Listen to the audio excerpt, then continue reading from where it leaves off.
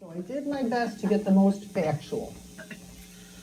So, St. Patrick was a missionary credited with bringing a new religion to a tiny island in the far west of Europe in the 5th century, and there is absolutely nothing in that experience that calls for an international party day in his honor. But here we are. And I do mean international. From what I can derive from my research, the whole thing came about from a collision of cultures. It's a long, complicated story, so I'll break it down into 3 questions. 1, what made the Irish so different from the rest of the world? 2, how, because of that difference, were they seen and treated by the rest of the world?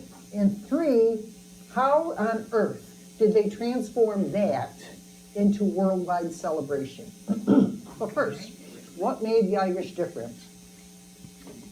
Long, long ago, around 1900 before Common Era, we're talking 1,400 years before the Buddha made his big splash, the island of Ayr was inhabited by a mystical, magical people.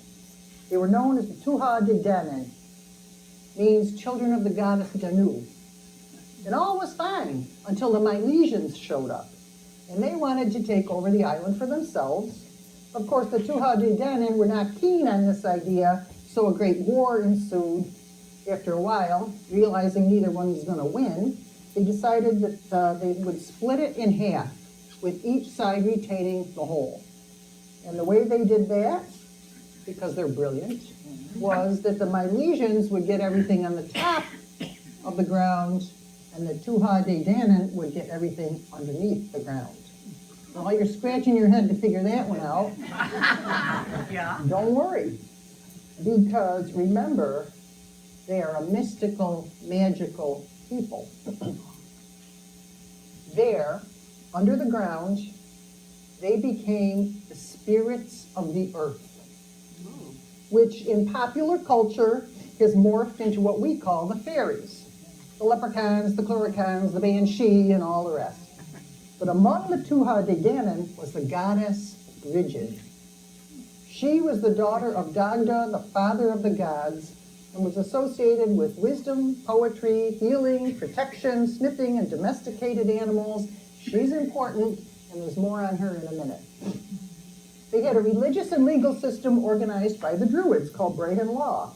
Now, the Druids were the higher educated tier of society. The poets, the historians, the doctors, the spiritual leaders. And they understood that spiritual truth is found in nature and that all things are interconnected. Now, at that time, when women in other European societies were treated as mere chattels, the position of women in Irish society was amazingly advanced. Irish women were full partners with their men. They were often warriors, served as ambassadors to other countries. They were equal to men and when it came to matters of property. Trial marriages were commonplace, and divorce was a long-established legal right. I am not suggesting that it was a perfect society. They did have a few unseemly practices, like the occasional human sacrifice. But the point here is that since Rome never conquered Ireland, Ireland's culture, with its deep roots in mysticism, reverence for nature, and gender equality, was profoundly different from that of any of the holdings of the Roman Empire. So, in the year 385, on that island next door, Maewyn Succat was born. So he was a citizen of the Roman Empire. As we all know, when he was a teenager, he was captured and brought to Ireland as a slave. After 6 years, he escaped. 15 years later, he came back as a Catholic priest, taking the name Patricius, which derives from the Latin for father figure. But here is something many people don't realize. During those 6 years, he was exposed to Christians who were already in Ireland. He wasn't the first. In one of his own writings that survived, he documented that there were thousands like him, that is, Christians. Where did they come from? Well, they were the descendants of slaves. They were traders from the Middle East. And because in Kilkenny there was a lot of silver, there were a lot of people, not a lot, small communities of people who were trading with Gaul and Britain. So there was a little bit of, no conquest, but there was little pockets of Christian people living there. And 50 years before Patrick, Pope Celestine I sent Bishop Palladius to minister to those people. However, since the overwhelming majority of the Irish people were pretty hostile to anything Christian, in a short time, Palladius hot-footed it right out of there. He set up shop in Scotland, where he did much better. It makes sense then that Patrick, although he did have a rough time of it, would find more acceptance in a culture he understood due to his having lived there for 6 years. And that is why we do not celebrate St. Palladius Day. So now it's 432 AD and Patrick arrives on the scene. He was a top-down kind of guy with a strong-handed approach, and he aimed it primarily at the Druid class, and he made many converts. But despite what we have been led to believe, Patrick was not the whole story of the conversion of Ireland. We also have St. Brigid. About 18 years after Patrick, along comes Brigid, a local girl born in County Louth. Her father was a pagan king and her mother was a slave, so she had a foot in both pagan and Christian worlds.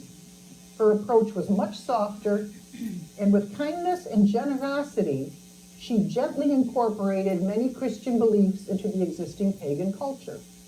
And so it is said that she was more successful in spreading the new beliefs among the masses.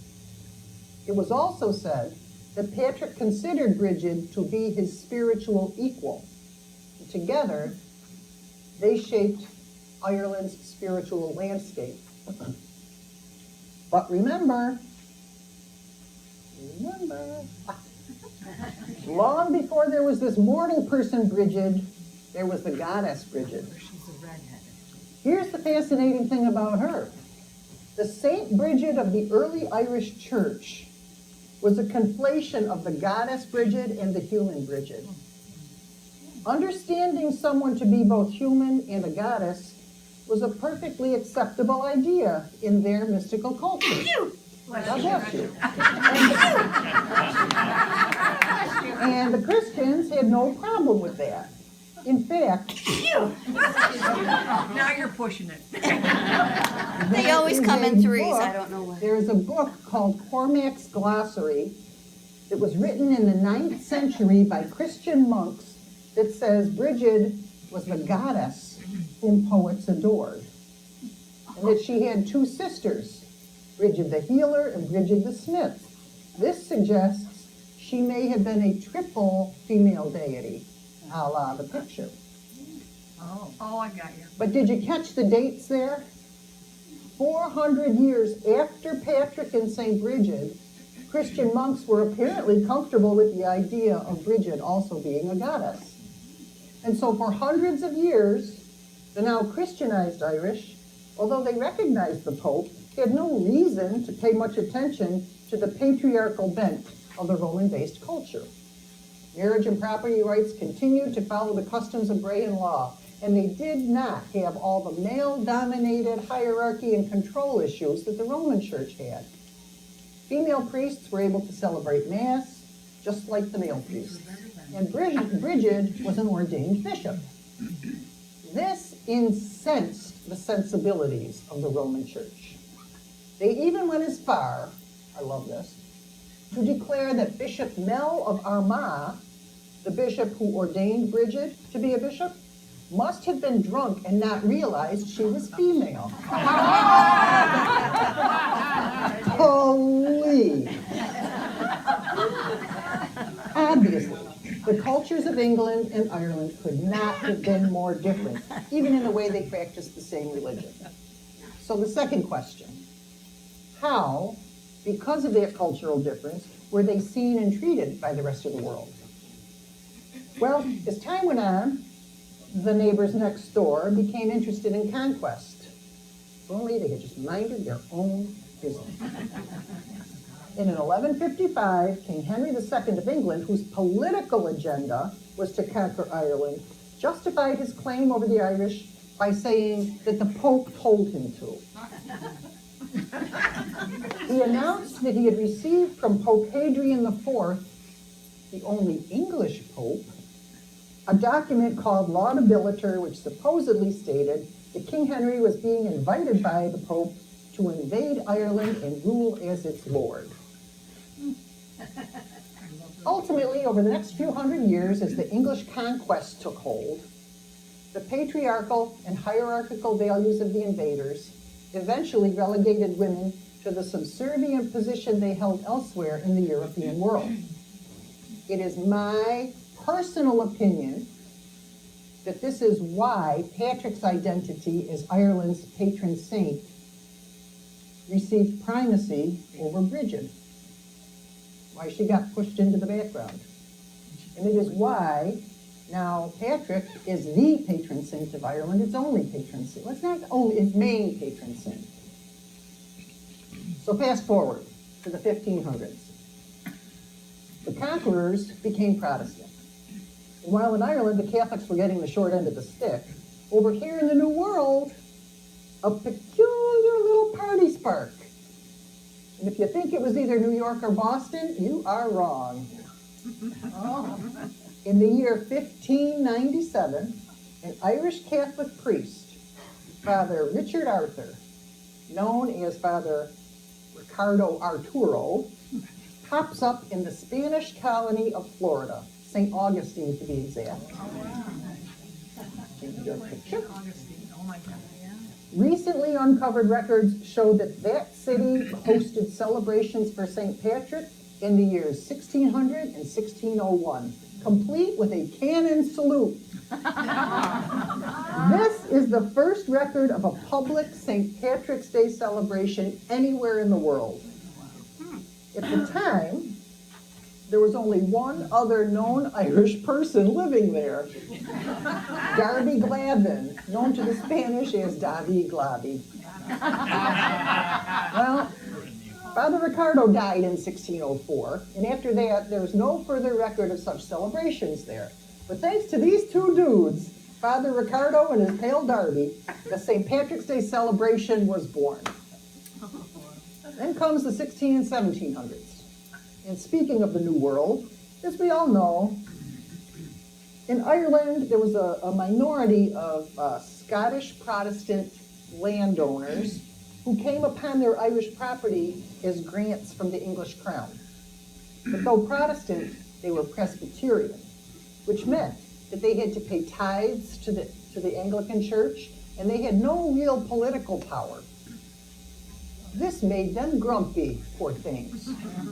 So many migrated to the American colonies in search of religious and economic freedom.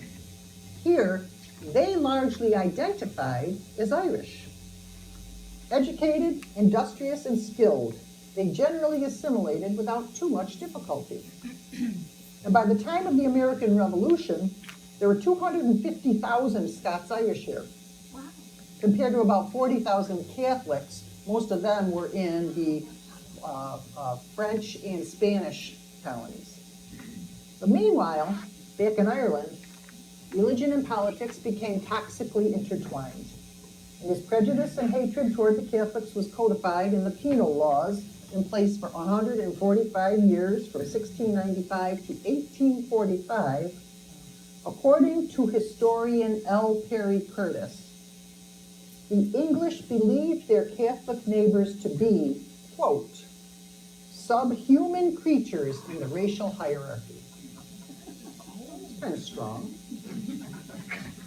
But while that was going on in Ireland, over here in the colonies, Boston to be specific, we see the next recorded public St. Patrick's Day celebration. On March 17th, 1737, more than 24 Presbyterians who emigrated from the north gathered to honor St. Patrick and formed a charitable Irish society to assist distressed Irishmen in the city. Not a parade, but a commemoration nonetheless. Ironically, It was a band of redcoats who in 1762, 14 years before our Declaration of Independence, started the tradition of America's largest and longest St. Patrick's Day parade. Yes, New York, organized by Irish soldiers serving in the British Army, many of whom were Protestant, along with homesick Irish Catholic immigrants. Together, they marched through Lower Manhattan to a St. Patrick's Day breakfast at a local tavern. And thus, here in the colonies, the St. Patrick's Day Parade was born. It was an expression of cultural identity at least as much, if not more, than a religious event. Now, speaking of religious events, saints were not, to this point, in Ireland or anywhere else, celebrated with such things as parades. A saint's feast day would be honored by going to church and maybe having a special dinner. There's an Irish joke: a holy day is just like any other day, only duller. So this parade thing in the name of a saint is a strictly American invention. Then in 1800s, here come the Catholics. In 1845, just 5 years after the penal laws were finally repealed, came the Great Hunger, when the only source of sustenance was wiped out by a fungus and relief was essentially denied to them by the crown. The Catholic Irish died by starvation and disease by the hundreds of thousands. We all know this. Within 5 years, 1 million people died that way. Now, that's a statistic, but think about it in these terms. That would be the equivalent in the United States losing 84 million people to starvation and disease in the next 5 years. I mean, can you even imagine that? Unfathomable. Additionally, nearly 2 million more, those who were able and those who were forced, left home for the United States and Canada. And it's important to note, these people were not emigrating for better economics, for the religious freedoms. They were leaving in desperate hope of staying alive. They weren't grumpy, they were starving. And when the Irish Catholics arrived in the port cities like Boston and New York, they had nearly zero resources.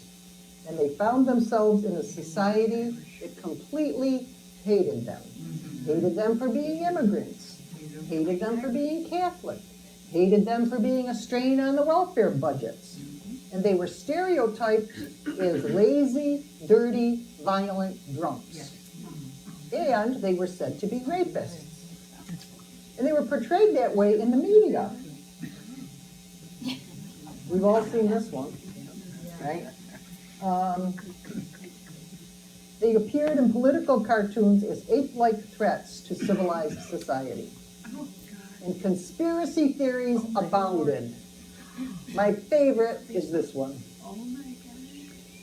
The Catholic Irish were coming here by the hundreds of thousands, not because they're starving, but they were sent here by the Pope. And their mission is to overthrow the United States government and establish in its place a papal state to be headquartered in Cincinnati. I would say you cannot make this up, but somebody did, and lots of people believed it. So, attacks on Catholics often led to mob violence. Catholic churches were burned down from Maine to New York to Kentucky. In the big cities, living conditions were ridiculously inadequate. Immigrants crowded into tiny, cramped places, cellars, attics, and make-do spaces in alleys. A lack of adequate sewage and running water in these places made cleanliness impossible. So diseases of all kinds, cholera, typhus, tuberculosis, and mental illness resulted from these miserable living conditions. But instead of blaming poverty for the problem, people blamed the immigrants themselves. Anti-immigrant and anti-Catholic sentiment coalesced into the American Party, also called the Know-Nothings, we all learned about in high school. This is their flag. To become a member of the American Party, in 1954, a person had to commit to, quote, Elect to all offices of honor, profit, or trust no one but native-born citizens of America, of this country, to the exclusion of all foreigners, and to all Roman Catholics, whether they be native or foreign birth, regardless of all party predilections whatever. These were powerful people. In the mid-1850s, they elected 8 governors, more than 100 congressmen and mayors, including cities and mayors of cities including Boston, Philadelphia, and Chicago. In Massachusetts in 1854, they controlled all state offices, the entire state senate, and all but a handful of seats in the House chamber. They mandated the reading of the King James Bible in public schools. They disbanded Irish militia units while confiscating their weapons, and they deported nearly 300 poor Irish back to Liverpool because they were a strain on the public treasury.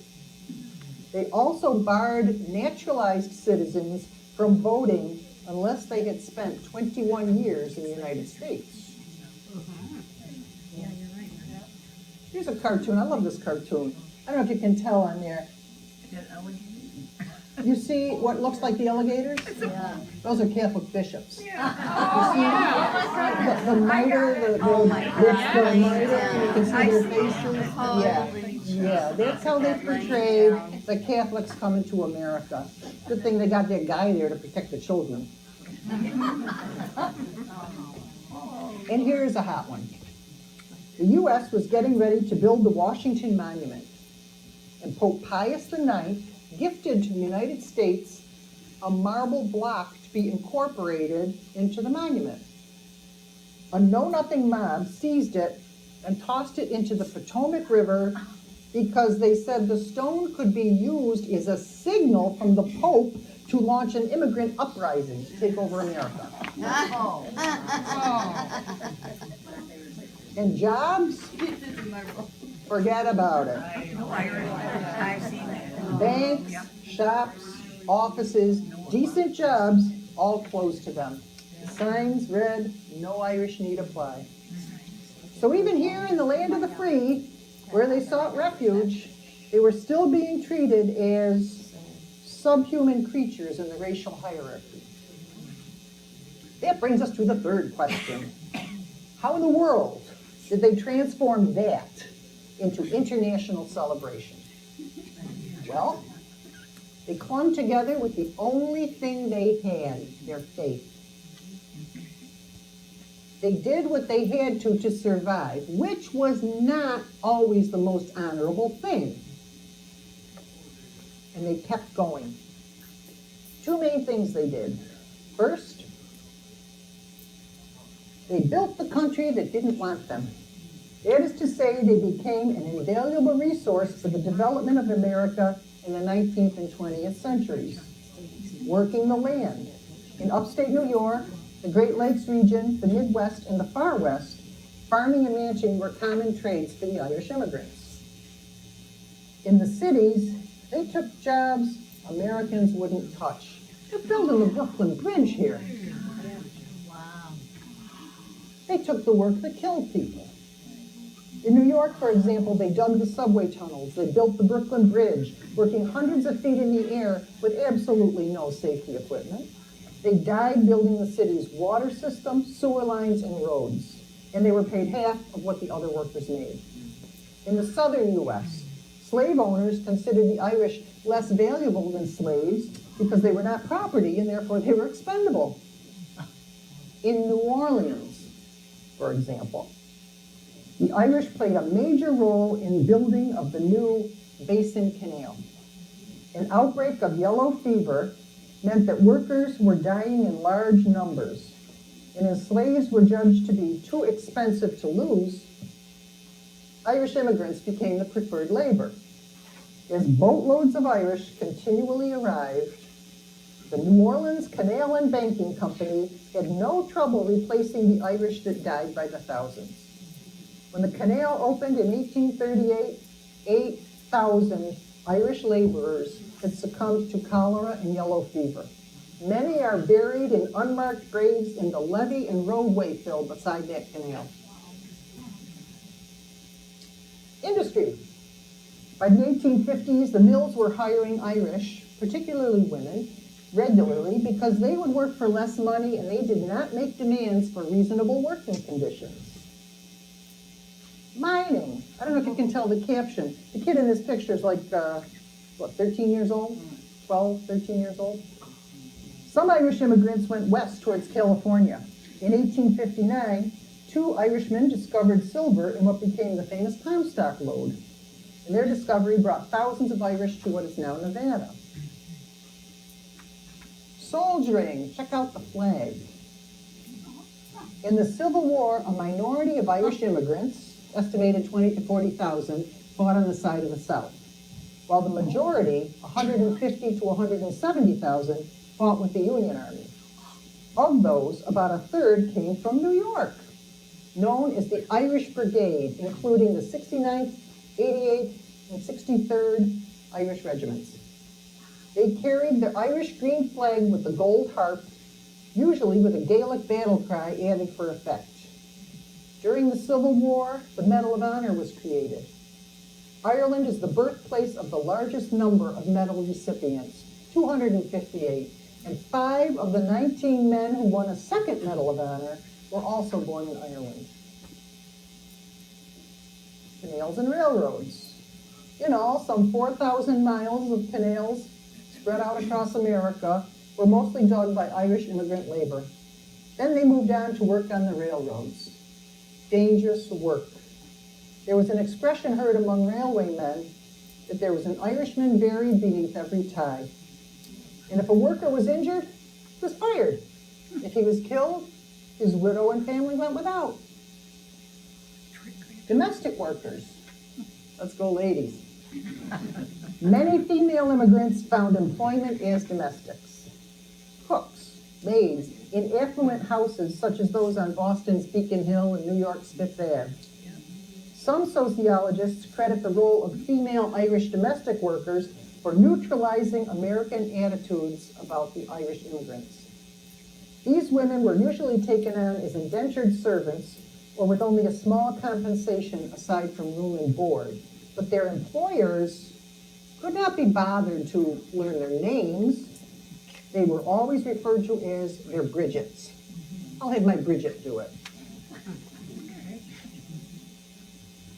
The second thing they did, besides building America, infrastructure, etc., they voted in much greater proportion than other ethnic groups, creating political machines. And I think it's too bad that the political machines get such a bad rap for their corruption, because they were the only source of desperately needed social welfare programs for the struggling Irish. As the Irish spread through the country in a show of defiance, they boldly marched. These parades were not a party.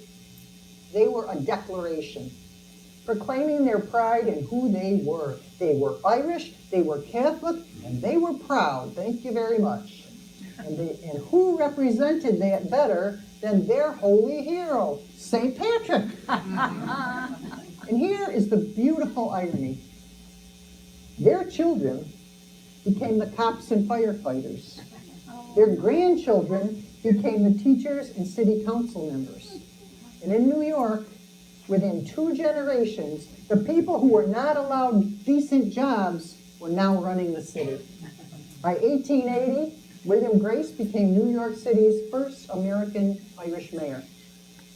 4 years later, Hugh O'Brien was mayor in Boston. And everywhere they went, they put their Catholic stamp on the society they were building, notably their Catholic institutions, parochial school systems, Catholic hospitals, Catholic colleges and universities. They involved themselves in and excelled in every element of American society: the arts, literature, science, politics, and sports. And American Irish could look back across the Atlantic with pride at the impact the Irish were making worldwide. Think Nobel Prizes, which were only established in 1901. But by 1925, George Bernard Shaw was the first Irish person out of 10 so far who had one. For its tiny size, Ireland was punching above its weight. And as the Irish came into their own and rose up the social ladder, most appropriately, their defiance morphed into celebration. Now, many, many cities in the U.S. have St. Patrick's Day parades, so I will mention just a few of particular note. New York City boasts the largest St. Patrick's Day parade in the world. Most of us here in New York State know it covers 2.5 miles, there's 150,000 marchers, and there's 2 million spectators that line Fifth Avenue to see it. So I'll just mention a few of the lesser-known traditions of interest. The parade is always led by the 1st Battalion, 69th Infantry Regiment of the New York Army National Guard, a historic Irish-American unit formed in the 1850s and famous for its valor in the Civil War and throughout modern conflicts.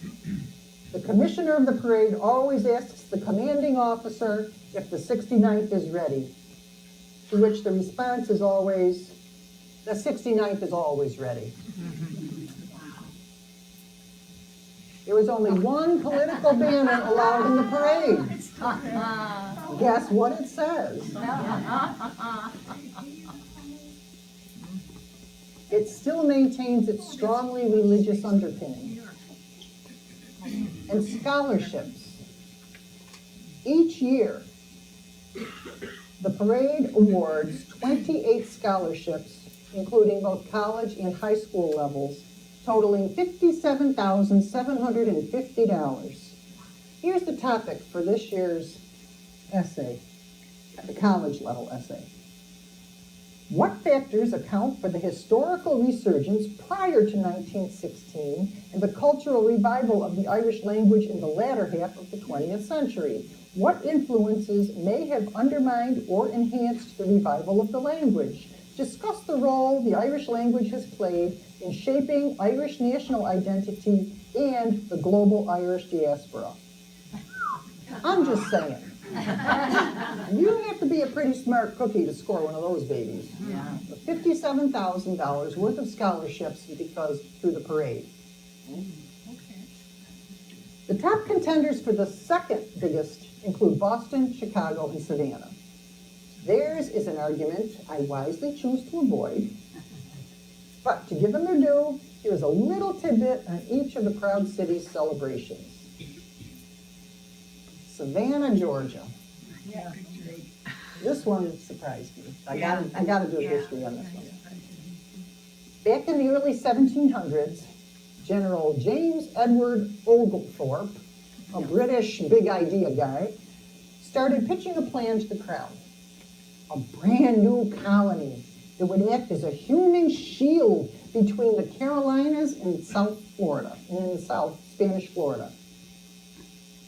The king liked the sound of that. A buffer colony. Sensible, strategic, approved. So Oglethorpe got his charter. What he didn't have was people. Then he hit upon an idea of getting people out of debtor's prison and shipping them off to the New World. Many of those people were, you guessed it, Irish. Fresh start for them, populated colony for Britain, problem solved. And just like that, Savannah was born with a strong dose of imported Irish wit and resilience.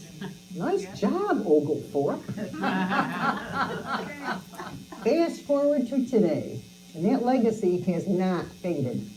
Savannah's St. Patrick's Day Parade now features more than 350 units, about 1,500 people in all, marching bands, floats, dancers, military personnel, rolling through the city in a celebration that stretches for 3 full miles. Wow. What began as a strategic buffer colony has become one of the largest and liveliest celebrations in the country. But apparently they don't march when things get tough. No parades were held between 1861 and 1865 in Savannah. I get it. But neither were they held in 1917 to 18 or 1942 to 45. Someone would have to ask, Would they have canceled during the Dolly Parton blizzard of 1993? Yeah. We will never know. Yeah. Boston. Mayor March himself. 17th is actually a legal holiday in Boston, but not for the reason you think. It is called Evacuation Day, commemorating the day in 1776 that British troops ended their occupation of Boston. So that makes St. Patrick's Day an official holiday there, even if indirectly. Now, really, a holiday commemorating kicking the English out of anywhere is quite worthy of our wholehearted participation. Chicago. Since Green, 1962, yeah, they dye it green. their celebration features the iconic dyeing of the Chicago River green. But they actually have a couple parades, two of note. The main one, held downtown on Columbus Drive, features the usual pipe bands, floats, dancers. But they also have the famous Southside Irish Parade on Western Avenue, which has strict rules to maintain a family-friendly atmosphere. But it is not just the big cities that are notable. Ladies and gentlemen, I give you Butte, Montana. The current population of Butte, Montana is under 40,000 people. It's only slightly larger than Rome, New York, right? But their annual St. Patrick's Day celebration brings in roughly 30,000 more people, nearly doubling the size of the city for St. Patrick's Day. Why? Because it is a mining town. And in case you didn't know, St. Patrick is also the patron saint of engineers and miners. But still, in the late 1800s, thousands of Irish immigrants flocked to Butte to work in the booming copper mines, to the point that Gaelic was the language spoken in the mines.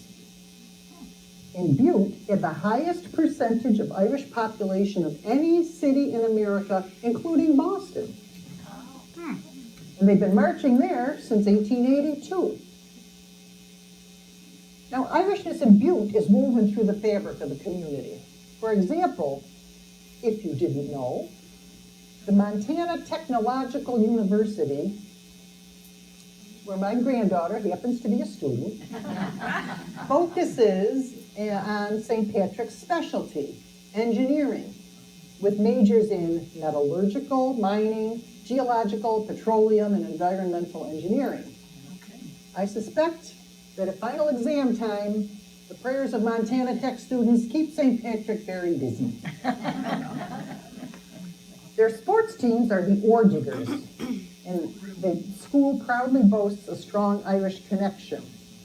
Here we see my granddaughter, Skylar, getting the school's float ready for the parade. But look at her shirt.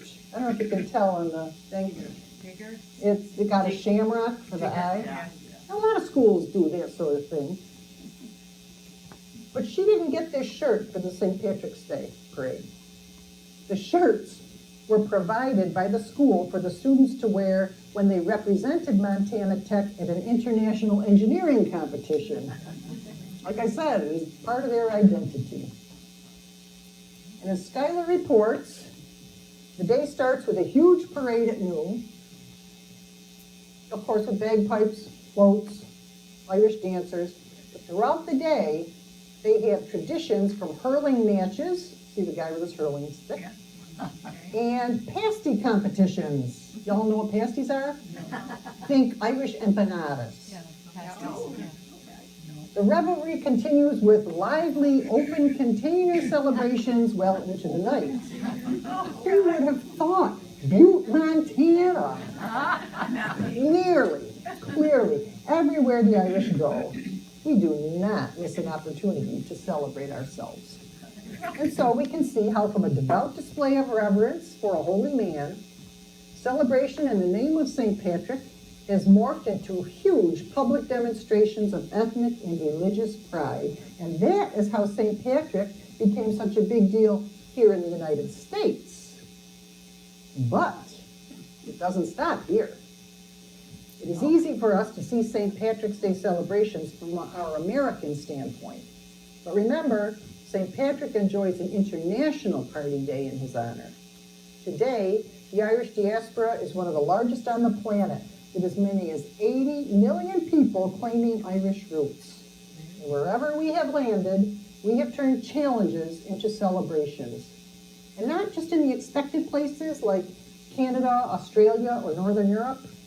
Here are a few of my favorites and why they are impossible not to love. Argentina.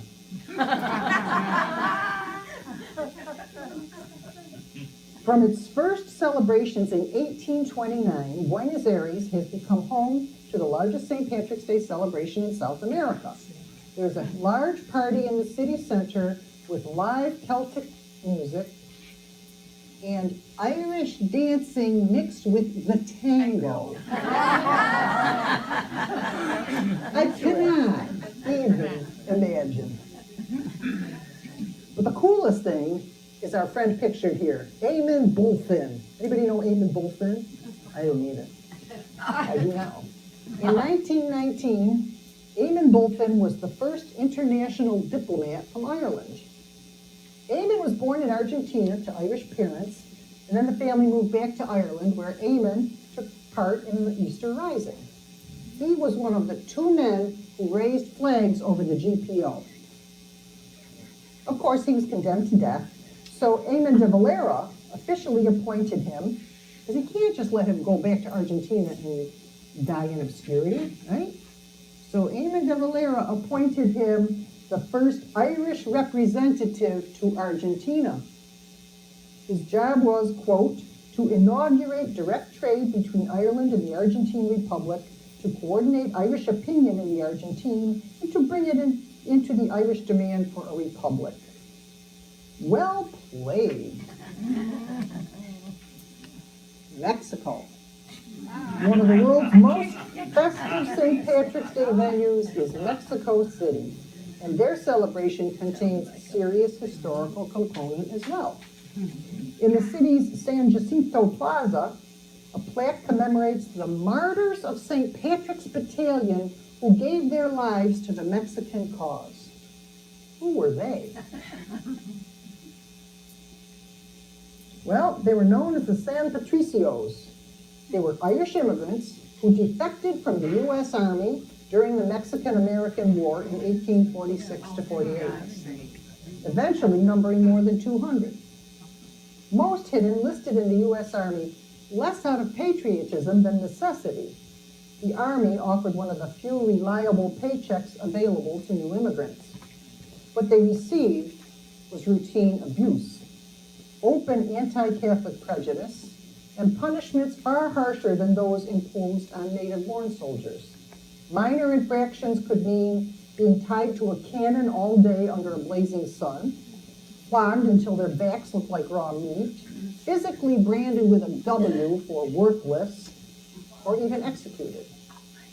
And as if that weren't enough, the Army, despite its heavily Catholic ranks, failed to provide adequate Catholic clergy, leaving dying soldiers without the last rites.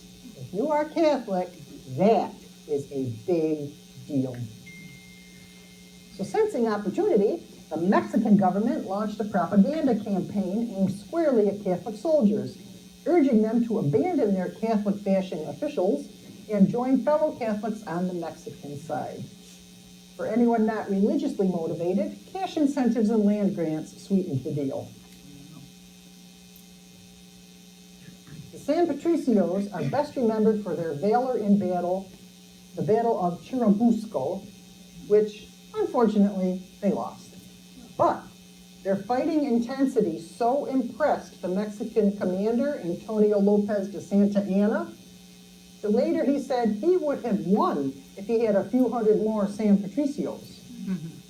But as you can well imagine, for the nativists back in the U.S., this was proof that Catholic immigrants, and the Irish in particular, had no loyalty to America, and should not be trusted or welcomed.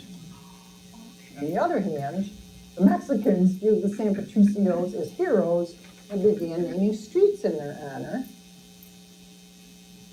And both Mexico and Ireland had postage stamps honoring the San Patricios. So good for them. Swinging over to Asia, Japan. Asia was a little late to join the party, but they are catching up fast. Today, Tokyo has the oldest and largest St. Patrick's Day parade in Asia, but they only came to the party 34 years ago, with a small group of 60 people from the Irish community. But now, even though there are only 2,000 people of either Irish citizenship or heritage in Japan, it attracts more than 100,000 people to Yoyogi Park in central Tokyo. Tokyo also annually hosts the very ritzy Emerald Ball. This elegant green tie charity ball raises funds for Irish-related charities in Japan and Ireland. Today, more than 20 St. Patrick's Day parades and events take place every year across Japan. And Irish dance schools can now be found in Tokyo and Yokohama. Pretty good for 34 years. You gotta love China. Now, Chinese communists don't go in much for wild street parties. Although events exist in major cities like Beijing and Shanghai, it is not considered a holiday by any stretch. That being said, since 2014, on several occasions, the Chinese government has permitted the Great Wall of China to be illuminated with green on St. Patrick's Day. For them, it's all about cultural diplomacy. For us, it's a foot in the door.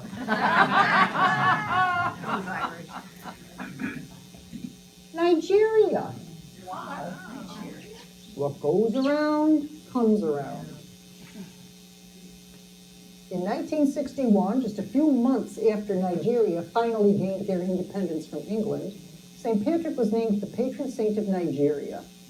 What's the connection? Well, in the 1920s, Irish priests of the Order of the Holy Ghost set up a mission there called the St. Patrick's Society for Foreign Missions that provided religious and secular education. Today, there are around 20 million Catholics in Nigeria, and there is also a vibrant Nigerian diaspora in Ireland. But here's the thing. Nigerian priests are now being assigned to churches in Ireland, where the clergy has long been in decline. Like I said, what goes around, comes around. But what about celebrations? Although they don't celebrate with a parade, they will be drinking Guinness, which in Nigeria is brewed using sorghum or maize instead of barley. I'll just have a Tullamore Dew, thank you. Montserrat.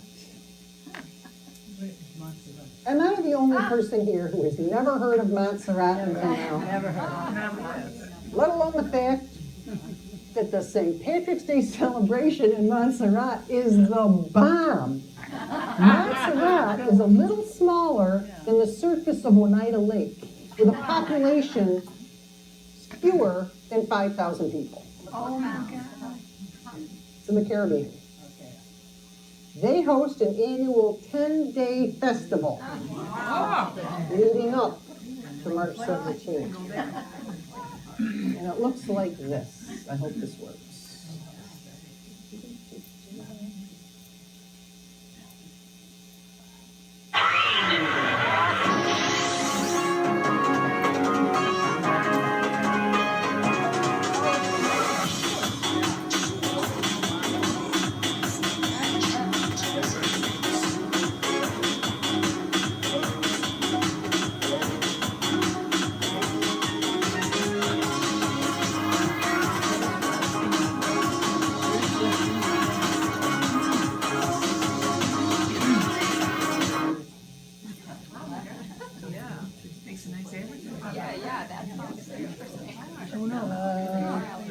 Give me a second to get back where I gotta go. Okay. Slideshow.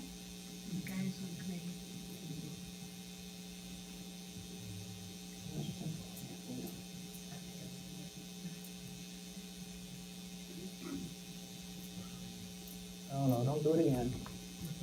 Or do it again, maybe I don't like it.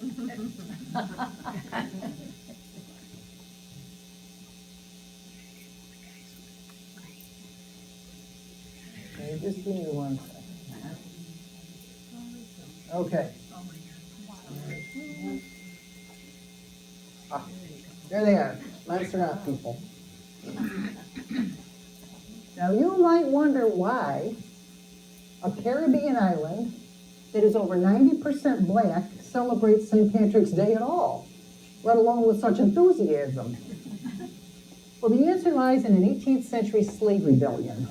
In the early 1600s, Anglo-Irish came to the Caribbean as colonizers. When Cromwell took over Ireland in the 1650s, thousands of Irish men, women, and children were forced onto ships bound for the Caribbean, most notably Barbados and Montserrat. They were mostly prisoners of war and Catholics who were dispossessed of their land. There, they were forced into harsh plantation labor, technically called indentured servants. They were the initial source of labor on the island. As the sugar industry grew, African people were imported as slaves. And the Irish servants were treated similarly or worse than the African slaves because they were not viewed as capital assets and therefore were expendable. You see the trend there. But in 1768, the enslaved people planned to use their masters', shall we say, exuberant St. Patrick's Day celebrations as a cover for their revolt for freedom. And although the uprising failed, the rebels are still honored today for their courage and sacrifice. The celebration starts with tours of cultural historic sites, social hikes, music competitions, as well as an Afro-Madras fashion show and a car race. There are day and night parties with continual live music, and it all culminates with a parade complete with dancers, steel pan performers, and drummers. And after parading through the city, they end the day with a concert featuring international artists who have people dancing until the sun comes up. These people must have some stamina, man. One day of St. Patrick's celebration does it for me.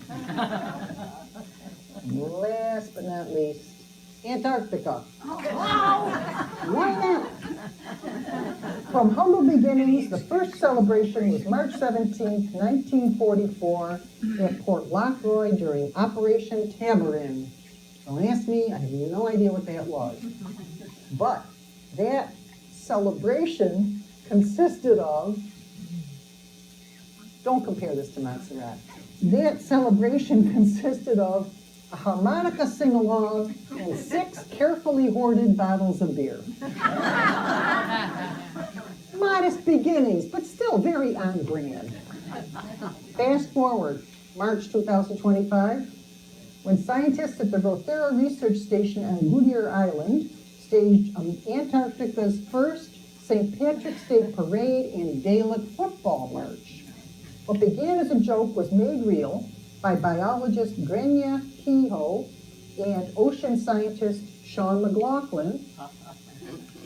They roped in as much of the station's 135-person staff who built 8 homemade floats. They had a football match and a unique cultural milestone was met. Gaelic football, now the first sport played on every continent. Great for them. Not bad for celebrating home from the bottom of the world. So in conclusion, we've come a long way, baby. For centuries, simply being Irish was something you were punished for. They tried to make us disappear. And we could have remained silent, but we chose the opposite. Our story is about a people who refused to disappear. And that holy hero of 16 centuries ago He has remained and will always be our front man, the symbol of Irish pride, worldwide, our St. Patrick. Pride. Pride to have survived hundreds of years of attempted annihilation. Pride to have survived political, ethnic, economic, and religious discrimination. Pride to have survived hatred. Not only to have survived, but to have flourished. Contributed greatly to the arts, science, literature, politics, and sports. Contributed to the evolution of cultures worldwide. So the question is not, why would there be an international party day in honor of St. Patrick? The question is, how couldn't there be? Thank you.